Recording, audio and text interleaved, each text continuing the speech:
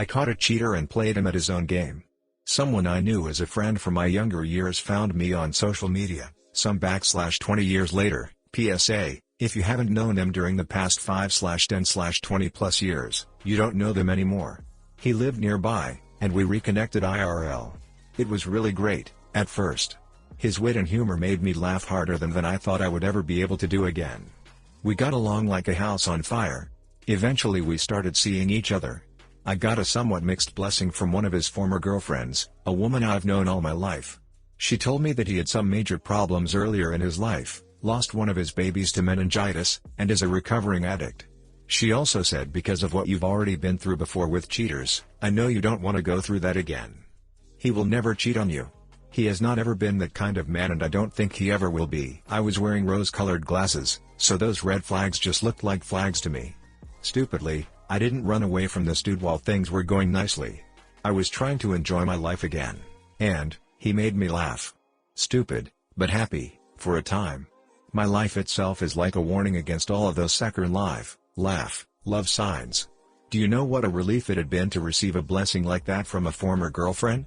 Her saying to me he will never cheat on you felt like getting a gold star.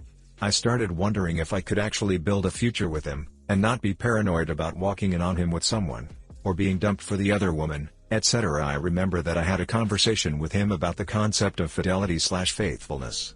I said to him, if we are connected physically, I am sharing my life and my body's health with you, and only you. If you don't want that, or if you're ever interested in someone else, please end it with me first. If you ever cheat on me, it will crush me. If you care about me at all, don't ever do that to me. And don't ever lie to me.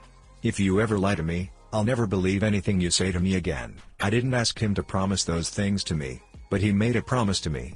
I don't know why, but that made it feel worse. Later on, after a while of seeing him, his behavior was becoming strange to me. We would make plans to visit each other and he would be caught up elsewhere, late, etc. He started giving me excuses that didn't sound believable. My intuition/gut feeling was triggered, and I knew that something was up, just didn't know what it was. And then came the day that I saw a text come in on his phone, an obvious reply to something else from earlier. His phone was locked so I could only see what was on the screen. The message was from a name I didn't recognize, and seemed to be written in a type of coded language that I didn't understand. I asked him about it later, and he brushed it off as if I was just being nosy and that his friend was just a weirdo. This happened a few more times until I got the clue that he was using medication. Since medication have never been a part of my life, it took me some sleuthing and research and time before it made sense to me what was happening. My grade school Just Say No to Medication education did not teach me how to spot the behaviors I was seeing. I had to learn it firsthand. Eventually I caught him in flagrante, when he used my computer to check his email, and he forgot to log out. I saw hundreds of emails with subject lines that I didn't need to see.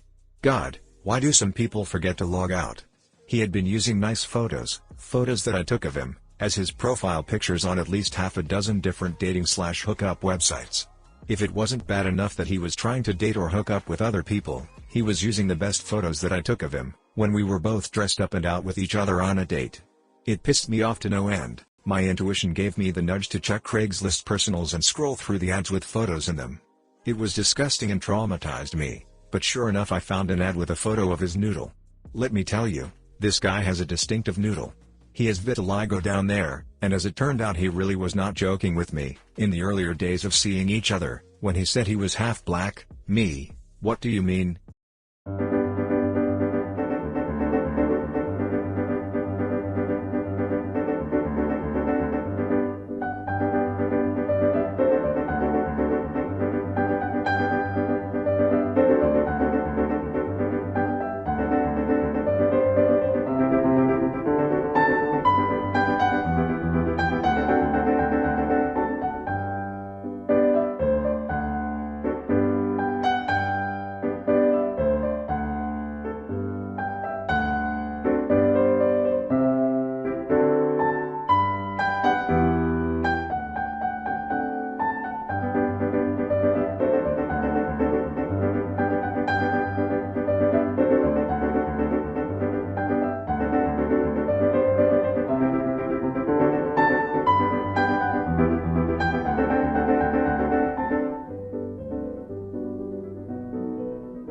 Half black. You're as white as they come. Him, You haven't seen my noodle yet. I was so mad at him for deceiving me, that I decided I would beat him at his own game. I could cry about it later. For now, revenge. I took screenshots of all of the damning evidence, in case I should need it later. Fake email account, check. Fake phone/text number, using an app, check. I responded to his ad, playing the role of Robbie Thundercock. I sent him a noodle pic that I downloaded from one of the other Craigslist ads. He apparently believed it, and wanted to hook up ASAP, do speed, and get his free con. He told me/Robbie where his neighborhood was, and asked when we could get together. We set a date and time and meet-up spot, behind a gas station near his home. Trap, set.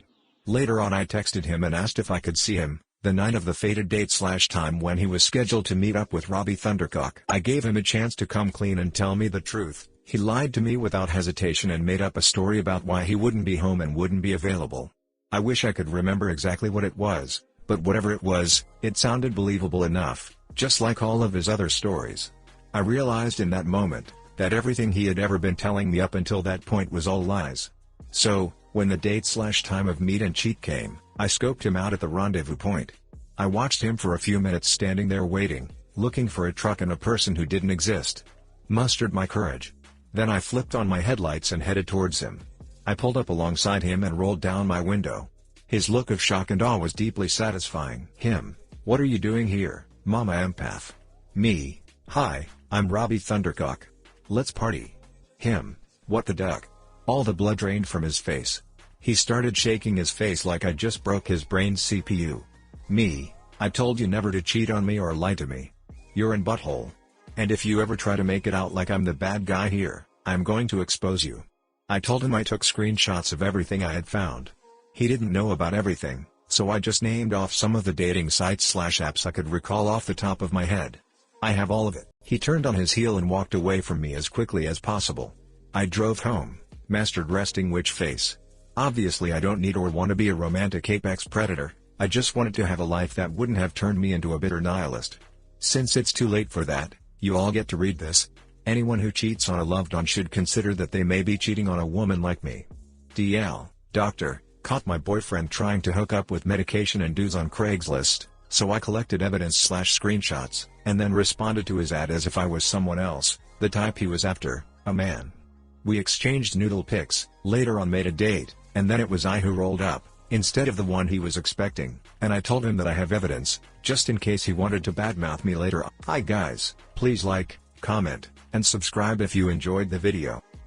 Damn. But Robbie Thundercock, lol, good one. Cheaters are disgusting, I'm glad you caught and exposed him. The bitter nihilist line. Wow. Evocative. Turned this from a rant to a relatable person explaining their POV. I hope your future options turn around up. All the best. Expose him anyway. It would have helped to mention you caught him looking for guys earlier in the post, therefore you tried to lure him with noodle pics. I was confused and didn't want to assume anything. I had to go back and check if you were a guy or girl, and also confused because you mentioned ex-girlfriend. Love the BoJack reference.